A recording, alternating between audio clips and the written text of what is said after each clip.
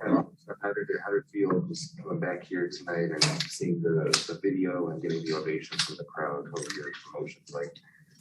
Man, number love for the city of LA. Obviously, you come here in the beginning, some kind of similar to Minnesota. First year AFC, you take that and try to build from it, and did something special here. Came up short, won a championship. We went to the Western Conference Finals, something that the team never did. So, and it was great. It was really great, man. I was happy to see some old friends. Unfortunately, lost, obviously, but it was really good, really emotional, really good. When you say you started kind of went from the 8th seed to Western Conference Finals there, what was maybe some of the biggest things that happened aside from maybe some of the players you got in terms of developing a team that was able to eventually do that? And what do you maybe see here after a tough night like tonight? Yeah, I mean something very similar to what we had that year when we first was here. I think we started 2 rookies, no superstar, no one in an all-star game. Our leading scorer was a guy off the bench, Lou Will. And we just kept building. Our thing was just playing hard, and let the chips fall wherever they fall. It's kind of the same thing here, and that's what I want to do everywhere I go. I've been fortunate to kind of build something special, and did it with Houston, did it with LA, and I'm trying to do it here in Minnesota. So very unfortunate loss, obviously tough back-to-back. But we did get one big time win yesterday. Wish we would have got the Memphis game, kind of split the road trip, but we still have a lot of work to do, and we're excited about it. You spoke last night about how you've been happy with how you've been in so many of these games, even if you're not quite closing them out, but you've been in them tonight. Obviously, not in it at all. Is there some disappointment that you weren't able to at least be a little more competitive in this one? Not really. You look at the first quarter, 26-32. You take that. Third quarter, 28-28. Fourth quarter, 31-31. Lost the second. Obviously it looked bad, throughout the whole game. But, if you just look at the box score, tie game third quarter, tie game fourth quarter, we lose the first quarter by 6 points. You'll take that.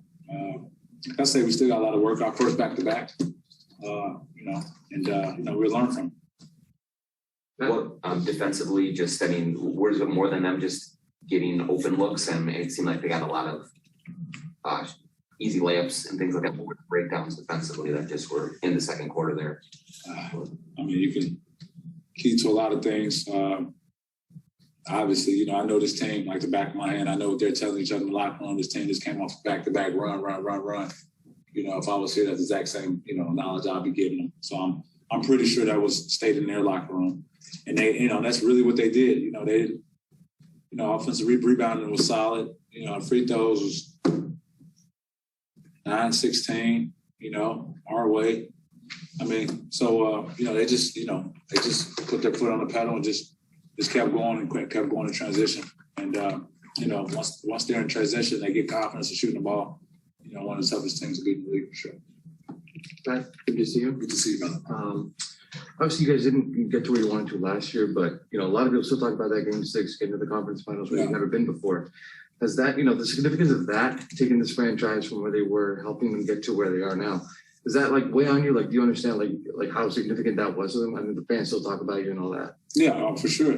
Especially as a basketball player here, you put your blood, sweat, and tears in the shit, and obviously you want to win a championship every year you play. For me, every year I play, I want to win a championship. That's my mindset.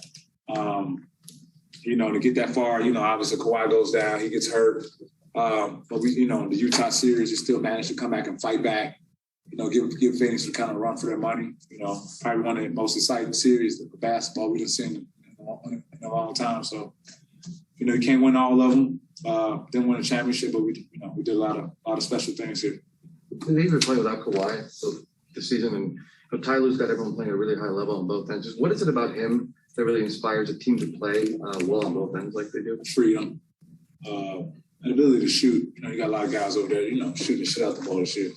I think Reggie's high 35s.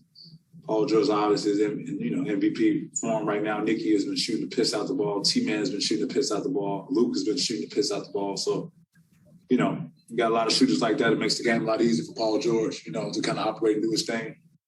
Big Zoo has been playing his ass off this year. Got a big guy rolling like that. Opens up for everybody else. They're a hell of a team. Coached by a really good coach. Is it tough to go against some of these guys? Not at all. No, not at all. Hell no. Favorite memory from your time here over the last 4.5 years? What is it? A lot of smiles, man.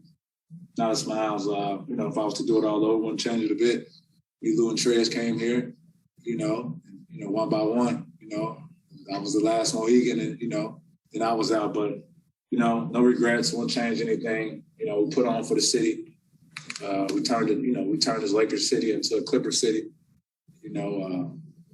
That's all you can ask for, man. That's all we can ask for. We gave the fans something to be excited about. We gave the city something to be excited about.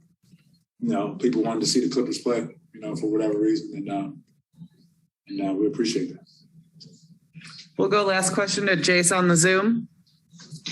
Hey, Pat, we talk about leadership a lot, and it's always, getting on guys, getting the best out of them. But do you think positivity and keeping a level head during the struggles is part of that too?